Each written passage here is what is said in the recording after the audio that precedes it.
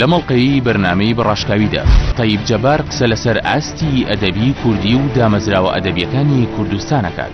لا ئێمە وەرگێڕان ئەوە ئەگەر هین بێ بابترە وێرانە وەرگێڕان. ئەگەر ئێمە 5 ساڵیشی بەدامێن بەڵام داڕانی تۆ لە دنیای ئەدەبی نزیکەی 20 ساڵی خایان.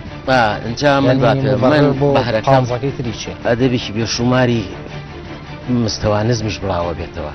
دیوانی یەکەمی کاگلەتی پێش بەیانی ڕوانگە و پێش ئەو وەختە کاک شێرکۆ و برادران کاک جەمال شارباژێر ئەوان هەنووسی ئەو زیاتر شعری عەمودی و ئەوانەیان نووسی بەسام ئەوەی کاگلەتی قەسیدەی نەسرا باز لە لێشاوێک لە بەرهەمی بێ مستەوا ئەکەین 15 شاعرێکمان هەیە بە بەجیلی هەفتاوە و بەجیلی هەشتاوە و بە 90 تا ئێستا تۆ دوو زۆر جیاوازە بەیەکەوە کۆ کردوەوە دنیای ئەندازیاری لەگەڵ دنیای شەعر.